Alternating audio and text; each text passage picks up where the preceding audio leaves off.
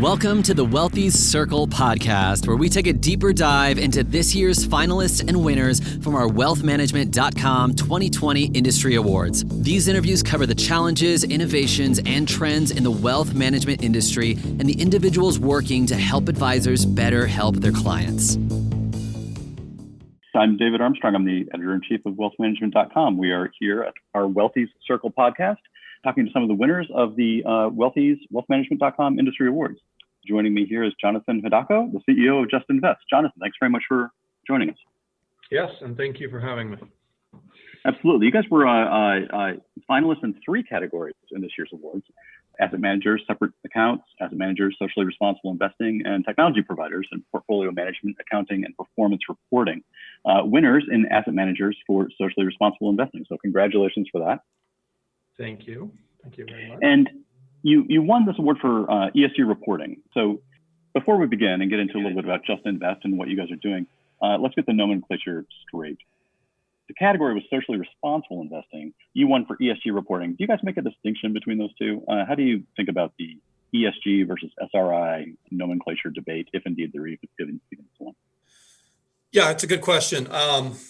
What I would say is we do both. I think there is some distinction, and it's really a distinction usually in the end client's mind if they've been in sort of this area for a longer time. You know, SRI was a more common acronym if you went 5-10 years back in time. A lot of that came out of some of the church-based movements and some of the divestment movements, and was really much more focused on negative screening. Obviously, ESG has evolved, and there's a lot of different approaches that folks are doing with ESG. And so I don't know specifically, why the category itself is termed as SRI rather than ESG, but I think that the world is kind of coalescing around ESG as the broader category. Yeah, totally. And I can't tell you exactly why we call that category socially responsible investing or impact investing either. I think the way I've heard some people make this distinction is thinking of ESG as the data and socially responsible investing as the outcome, right? So you're using ESG factors in creating socially responsible investing or values-based or values-aligned investing portfolios.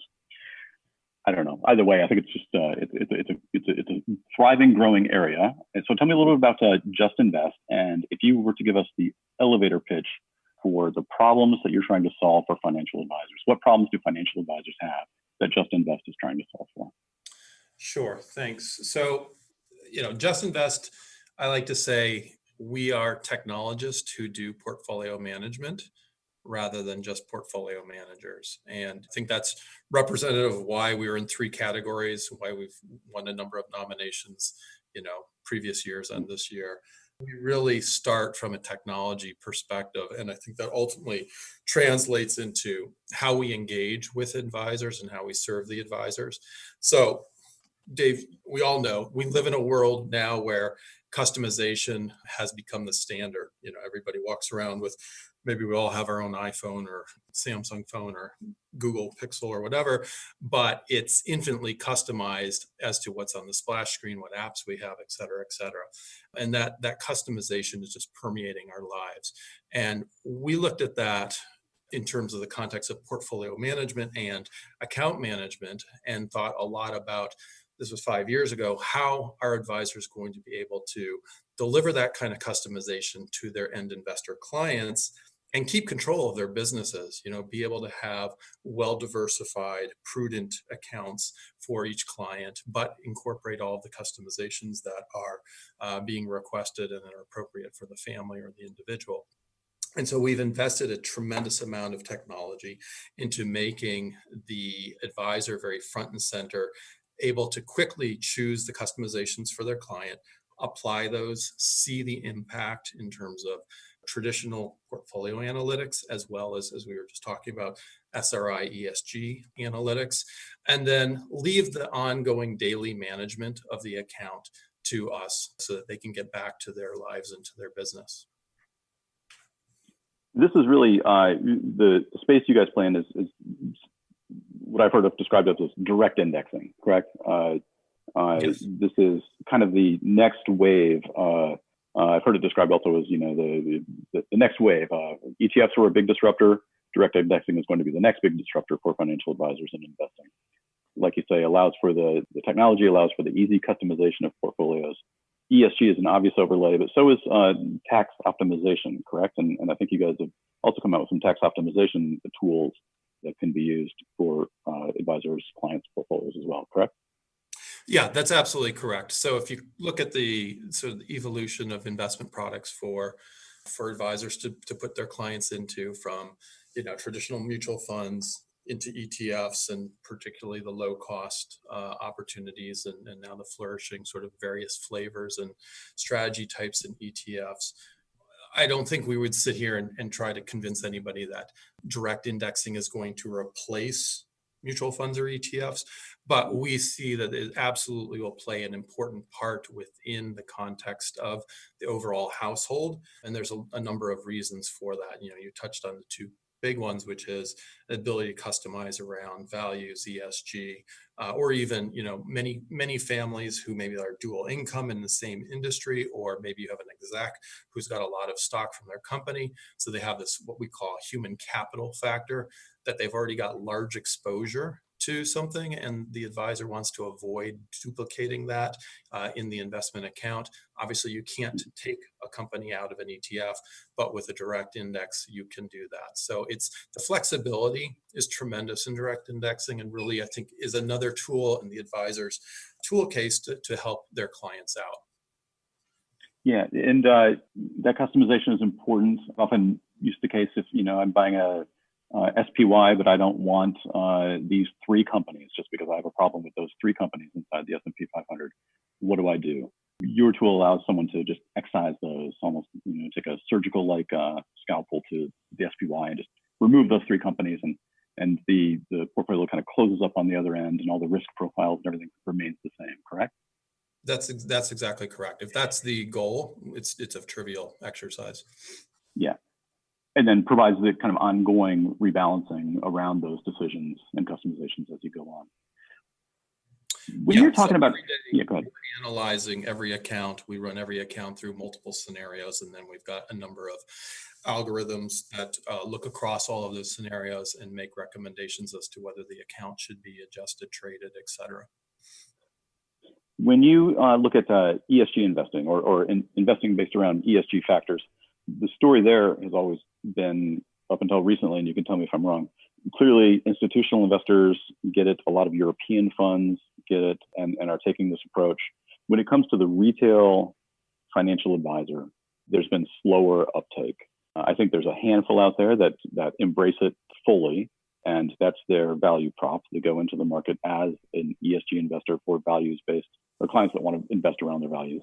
But otherwise, in the run-of-the-mill financial advisory shop, ESG has been a slow uptake. Why do you think that is? There's probably several reasons. One big hurdle that we see with advisors is the beauty and the conundrum of ESG SRI investing is that it's not a one-size-fits-all product. And, every family, even within a family, you can find varying levels of prioritization of what's more important. You could look in, perhaps even go home tonight and have a conversation with your family, and you'll see maybe your kids care more about climate change, maybe you care more about governance, maybe your spouse cares more about social issues. And so being able to adjust those priorities within a commingled fund obviously is not possible. So direct indexing offers a solution for that.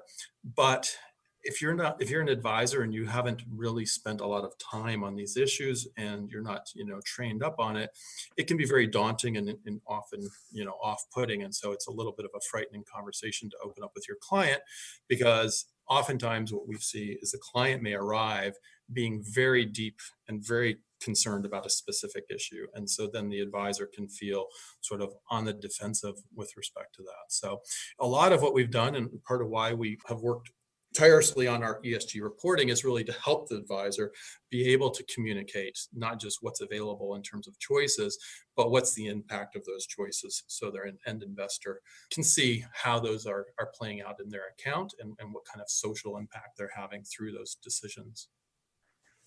That's interesting, because impact, I think, is the kind of the driving thing for a lot of people who are serious about investing alongside their values. They want to see how their money is being used and the impact that it's having. How do you guys go about showing that impact when you do your ESG reporting? There's really three avenues that I think about impact in public equity space. And let's just all be very honest with ourselves, right? The data is quickly evolving. And so, even if you looked where we were 3 or 4 years ago versus where we are today and kind of project forward, I think you'll be able to see that there'll be a lot of improvement as companies are obviously realizing that they need to provide more information and more transparency into their activities. So let's kind of take that as the back context for the discussion. I think impact is the important aspect of this and what you guys do.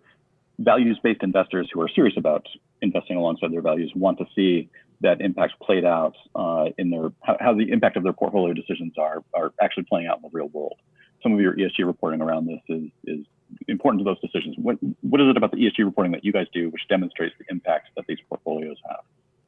Yeah, so great question. There's really 3 avenues that I think of providing impact reporting to the end investor and to the advisor to discuss with their client. So the first is in your traditional screening approach where you're taking companies out. It's nice to be able to tell the end investor, let's say, for example, that they wanted to exclude tobacco from their portfolio. Being able to show them both what companies were excluded, so they know that they're not holding those, but also showing the dollar value. So you could look at what's the dollar value if they were holding the broad market in cap weighted space. You could have said you would have held $700 in tobacco companies, and we've been able to divert that and reinvest that money elsewhere in your account. So that's one, is just kind of showing them what they've avoided if it's an issue that they want to avoid, and how that money has been reinvested elsewhere. And then part of what I've been out talking about is ESG 2.0, and a lot of this is rest on great work by a number of the ESG data vendors. But you're increasingly seeing very granular mapping of things like company revenues across various categories. In one case, we get a data set that allows us to look at the revenue of a company mapped across United Nations Sustainable Development Goals. So you could look at somebody like General Mills, for example, and say like, okay, they've got some cereals that are quite healthy and they're good and they're nutritious. And then they've got Frosted Flakes and some others. And maybe apologies to General Mills, they might say like, that's still healthy, but angle these things and say some of their revenue actually contributes to the United Nations goal of nutrition and healthy eating. That revenue we can then show again through what portion of a company that the investor owns, what is that revenue contribution? And so it helps the investor start to really think about like what kind of things are they owning in their portfolio and what kind of impacts is that having in terms of the activities of the company, the revenues generated by the company, things like carbon emissions of the company, very clearly showing them what is it that they own, because as an owner, as a shareholder, they have an impact on that. And then lastly, we can show them how we're voting their securities every year. So we go through an exhaustive effort to vote the securities. We try to vote in alignment with the client's ESG preferences. And so we'd like to be able to show them that we've voted those securities and where their shareholder resolutions that we've been able to deliver their vote. That's interesting. And that strikes me as being so much more detailed than the kind of the blunt hammer of ESG mutual fund, which maybe has ESG in the title and takes some of those metrics that you've mentioned and tilt the portfolio towards or away certain securities. You're taking a much more involved approach, a little bit more of a deeply engaged approach to the stuff you're investing in by actually taking it to the proxy level. Well, I do believe that our peers who run commingled funds are absolutely, I mean, I'm familiar with a number of them, and I think they do good work. And I think they also do vote proxies, et cetera. The challenge there is that they're representing many investors and they have to aggregate that all into one single ultimate decision. We're trying to disaggregate that and provide the flexibility for every investor to express uniquely what they want and how they want it. Yeah, for sure. Because no two clients have the exact same values, and the whole point of this is to be able to express your values in your investment portfolio, and that's a personal decision. The other challenge, I think, for financial advisors is that because of that bespoke nature, right, of each client being a little bit different, there's efficiency costs in trying to manage these portfolios. It's far easier to throw all of your clients into one of 3 different portfolios that you kind of use in the background off the shelf. If you're trying to make a unique portfolio for every single client that comes in the door, there's efficiency costs there. How do you guys help advisors get around that problem? Yeah. So think about this. I mean, look at the evolution that you yourself, highlighted, that direct indexing has really come on stage in the last couple of years, and that there's, some folks who are kind of saying it's going to be disruptive and potentially replace some of the mutual fund ETF flows. You already see, and you will see some of your traditional rebalancing and portfolio management vendors of technology offer technology that lets an advisor potentially do direct indexing themselves. But what you've just touched on is sort of the crux of why we think it's really important to work with a firm like Just Invest, which is there's a lot of choices to be made.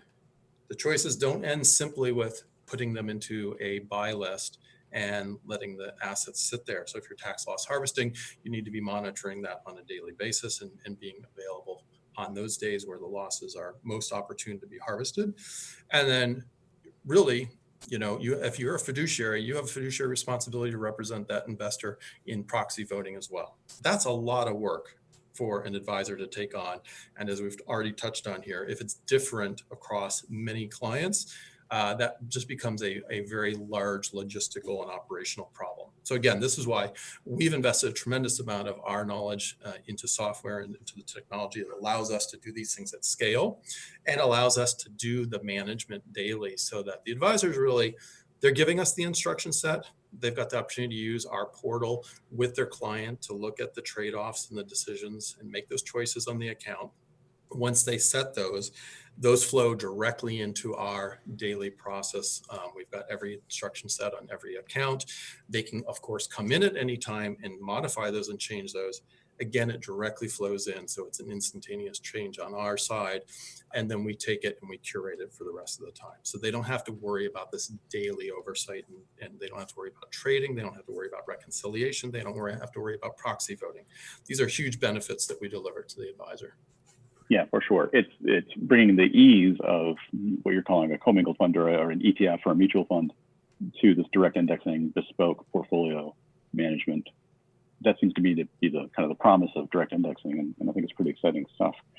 You talked about the data, the ESG data, a little bit, and explain to me how that's evolving, because my sense is that there's kind of this, maybe started as 15 data points across each security, judged from 1 to 5, or Morningstar globes of good portfolio, bad portfolio, whatever, to now a kind of a cacophony of data points spread out over numerous categories, and even making it worse, numerous data providers that are serving up aggregations of this data that perhaps in some ways contradict each other, right? I mean, a classic example of Tesla as being good for the environment or bad for the environment. It depends on who you ask. How are you guys handling the ESG data problem, if indeed it is a problem? Yeah, I think of it as, I guess you could call it a problem, but it's a natural evolution. And I think we're in, it's headed in the right direction.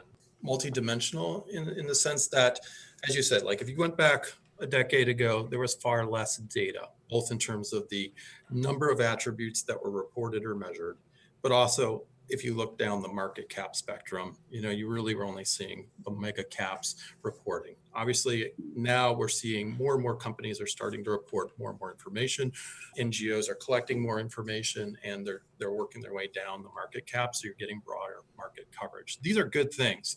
They're challenging because it produces more data and requires more analysis, but they're ultimately good things for everybody, because you really want to have consistent information across the market cap spectrum globally. And then you want to get standardization. We're not there yet. As you alluded to, there's various data vendors who provide qualitative assessment on a number of categories. And there's lots of studies out there that will show you that the correlations on those qualitative factors tend to be fairly weak, 0.4, 0.5. And we've done our own share of those comparisons and analyses, and we're aware of them. And I think that's really the key here at this stage, is to go into the exercise knowing what is qualitative versus what is quantitative, and really trying to be open with your end investor about what data you're using, how you're using it, such that they can be aware of that and potentially make a decision whether they want that included or not included in their decision. So we tend not to rely on things like ratings, but rather to focus more on actual quantitative measures, like is a company involved in an activity or is it not? Or if it is involved in an activity, to what percent? So what percent of revenue, for example, is maybe an investor is worried about global warming and they don't want to have coal companies. So they want to exclude companies that are burning coal. Well, if you look at utilities sector, that's a lot of utility companies. So then maybe you kind of take a balanced approach and you say, okay, we want to exclude utilities that are getting more than 20% of their energy mix from coal burning. Then you get a little more granular. So as long as you're focused on the data and what the data is, and think thoughtfully about how you're using it, I think you can still be very productive with the ESG data that's out there. And then lastly, I would say, we really support organizations like SASB that are working towards standards, because I think standardization ultimately benefits everybody so that we're all talking about the same thing, measuring the same thing. Yeah, most definitely. Have you seen financial advisors that you're bringing onto the platform use ESG as kind of a prospecting tool? I mean, how easy would it be for an advisor to go out to prospects and say, hey, let me take a look at what you have, what you're invested in right now, whether it's through your previous advisor or your 401k or whatever kind of brokerage account you have. Can we just dump it into this machine and I can show you, hey, look, you really have some significant exposure to some evildoer company XYZ. Is that something you're interested in eliminating? Is that a legitimate way for advisors to think about ESG as kind of a prospecting tool in this way? There's a very small minority that I would say that are doing some form of that today. It's kind of turned around in the sense of what I see more frequently is the end client will come to their advisor. The end clients become concerned about something, and they look at XYZ ETF that their advisor has them invested in, and they've gone to the trouble of getting prospectus or a quarterly holding statement or whatever, and they've looked through there and they've identified some company that they have an issue with that they're concerned about. And so that's typically our entree into working with an advisor. They come to us and say, hey, I've got this client and they've brought this issue to me. They don't want to hold whatever company, or they don't want to be involved in whatever issue. I can't solve that in the ETF that I've currently got them invested in. So I think what you've outlined will increasingly happen as advisors realize that there are these tools that allow you to load either mutual funds or ETFs and get a transparency view into them around ESG. But right now, it's really being driven by sort of those concerned investor clients out there. Yeah, for sure. I wanted to, you Just Invest won for the ESG reporting. You were also finalist for daily post-tax performance reporting. And I wanted you to speak a little bit about that. What's important about the post-tax performance reporting on a daily basis that advisors can see on a daily basis, post-tax performance reporting? How is that an advantage? Well, I like to think we're kind of clever folks, but the only way we're actually clever is we listen to our clients. And so we were working with an advisor, a fairly sophisticated advisor, who uses one of the long-standing custom SMA providers in the market. And we had a small foothold into the organization and a couple of accounts. And we said, what can we do that would make you want to use us more? And they said, one of our big challenges is these folks give us a post-tax performance report at the end of each quarter. All right. So imagine it's standard, right? September 15th, and I'm looking at a 6/30 performance report on a tax basis, but I've got performance for everything else as of yesterday. And we said, well, if you can compute post-tax performance on a quarterly basis, it's pretty straightforward how to do it on a daily basis. So again, as I told you at the outset, we're technologists who do this stuff. So for us to put it into code and to implement it and deliver it, that's what we do. That's what we live to do. And, we've seen, people are extremely happy with that, right? Because now you can go to your client meeting and have a performance report traditional as of yesterday, and you can have a post-tax report as of yesterday. Yeah, in real time, as opposed to Yes. quarterly and estimated. That's fascinating stuff. What is next for Just Invest? Is there anything that you guys are looking at on the horizon that you want to move into next? I know you're pushing what, 500 million AUM on the platform. Yeah, I'm happy to say we're over the $500 million mark. Growth has been fast and furious.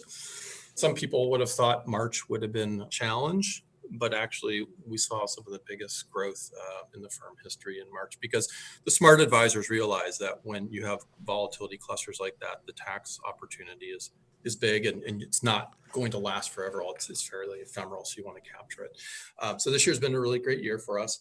I would say our ambition is way bigger than what we can handle at the moment, but some of the things we're working on, we have a product called Panorama, which is household rebalancing in a tax-aware. So it does asset location, and it integrates direct indexing into it where it's appropriate. So it's sort of dual layer. You get direct indexing in certain sleeves, say the equity sleeves. And then it also does rebalancing across the entirety of the household and weaves in asset location. So it's sort of like tax efficiency squared. We haven't seen anybody else doing this at this level. So we're working with a couple of advisors currently, and we'll be rolling that out more broadly later this year. So that's something that we're super excited about. The feedback has been very positive about it. We're really grateful to be working with those advisors. Where we differ, like a lot of people say, well, that sounds like a TAMP. It's not a TAMP. We're not choosing the managers in that model. We're actually taking the advisor's model. We let them keep their model. They tell us what the funds and the securities will be. And then we implement their models within this software framework for them. So that's one. And last year we started in the fall. Again, this is sort of a side experiment. We only do it for a limited number of accounts presently, but we started doing SMAs with fixed income securities as well. Our CIO used to be a fixed income trader at a very large, well-known manager, and he hasn't lost his penchant for an interest in fixed income. So, we're looking at that space as well. And we think there's a lot of opportunity to do sort of a joint mixture of fixed income and equity SMA in a single account. That's great. Jonathan, we're coming up on 30 minutes here. Congratulations on your success. Congratulations on your 3 finalists, the awards, and congratulations on your win. Best of luck to you guys in the future. Yes, much appreciated. I look forward to seeing you guys in person in New York again next year. I certainly hope so. So. Jonathan Hudacko, CEO of Just Invest. Thank you very much. This content has been made for information and educational purposes only. The views and opinions represent the views and opinions of the guest and does not necessarily represent the views and opinions of wealthmanagement.com.